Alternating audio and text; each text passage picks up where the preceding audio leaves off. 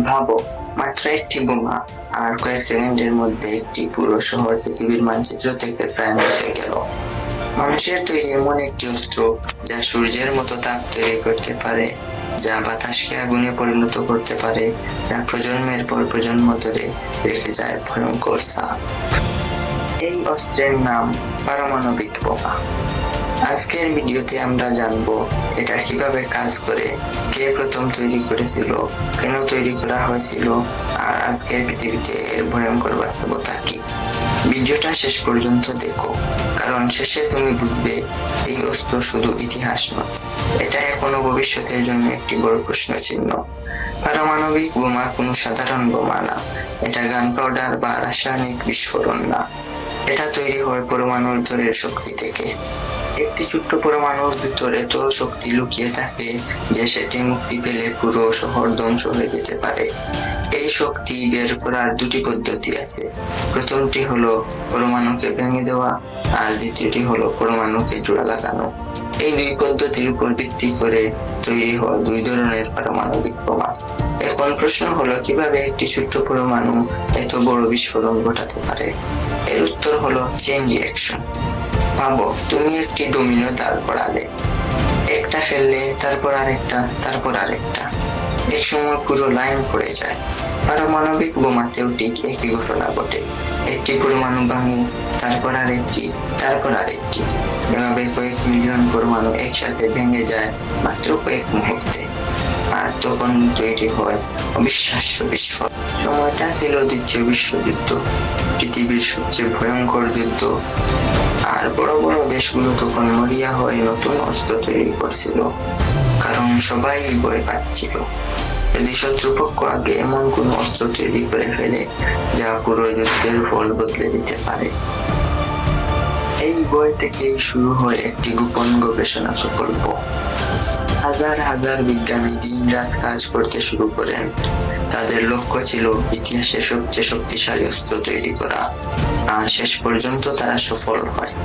1945 সালের এক সকাল, আকাশ ছিল পরিষ্কার, মানুষ তাদের স্বাভাবিক কাজ শুরু করছিল। কেউ অফিসে যাচ্ছে, কেউ স্কুলে, কেউ বাজারে। ঠিক তখনই আকাশে দেখা গেল একটি বিমান। কেউ বুঝতে পারেনি কি হতে যাচ্ছে, আর কয়েক সেকেন্ড পরে একটি ভয়ঙ্কর আলো, তারপর একটি বিস্ফোরণ যা ইতিহাস বদলে দেয়। একটি পুরো শহর প্রায় ধ্বংস হয়ে যায় কয়েক মুহূর্তে। 3 দিনের মধ্যে আবারও একই ঘটনা ঘটে আরেকটি শহরে। এই দুই বিস্ফোরণের পর বিশ্বযুদ্ধ শেষ হয়ে যায়। কিন্তু পৃথিবী আর কখনো আগের মতো থাকে না। একটি পারমাণবিক বিস্ফোরণ শুধু একটি বিস্ফোরণ না, এটি 3টি ভয়ঙ্কর শক্তির সমন্বয়। প্রথমটি তাপ। বিস্ফোরণের মুহূর্তে এমন তাপ তৈরি হয় যা সূর্যের পৃষ্ঠের কাছাকাছি। দ্বিতীয়টি হলো শকওয়েভ। এই চাপের শক্তি বাড়ি, গাছ, গাড়ি সবকিছু উড়িয়ে দেয়। তৃতীয়টি রেডিয়েশন। এটাই সবচেয়ে ভয়ঙ্কর অংশ, কারণ এর প্রভাব বছরের পর বছর ধরে থাকে। বিস্ফোরণ শেষ হয়ে গেলেও এর প্রভাব শেষ হয় না। অনেক মানুষ পরে অসুস্থ হয়ে পড়ে, কারো শরীরে দেখা দেয় মারাত্মক রোগ, কারো জন্ম হওয়া শারীরিক সমস্যা সহ এমনকি কয়েক প্রজন্ম পর্যন্ত এই প্রভাব চলতে পারে। এই কারণেই পারমাণবিক অস্ত্রকে বলা হয় দীর্ঘমেয়াদী ধ্বংসের অস্ত্র। আজকের পৃথিবীতে অনেক দেশ এই অস্ত্র তৈরি করে রেখেছে। কেন? কারণ তারা বিশ্বাস করে শক্তিশালী অস্ত্র থাকলে শত্রুরা আক্রমণ করতে ভয় পায়। এই ধারণাটিকে বলা হয় ভয় দিয়ে শান্তি বজায় রাখা। কিন্তু প্রশ্ন হলো, এটা কি সত্যি নিরাপদ? ভাবো, যদি একটি বড় যুদ্ধ শুরু হয় এবং কয়েকটি পারমাণবিক বোমা ব্যবহার করা হয়, তাহলে কি হবে?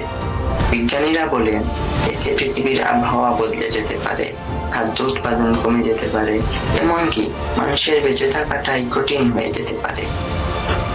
মানে, এটা শুধু একটি দেশের সমস্যা না, এটা পুরো পৃথিবীর সমস্যা। পারমাণবিক বোমা আমাদের দেখিয়েছে যে মানুষ কত শক্তিশালী হতে পারে, আবার মানুষ কত ভয়ঙ্কর হতে পারে। বিজ্ঞান আমাদের হাতে শক্তি দিয়েছে, কিন্তু সেই শক্তি ব্যবহার করার দায়িত্ব আমাদের। তাই এখন প্রশ্ন রয়ে গেছে, এই অস্ত্র মানব সভ্যতাকে রক্ষা করবে নাকি ধ্বংস করবে?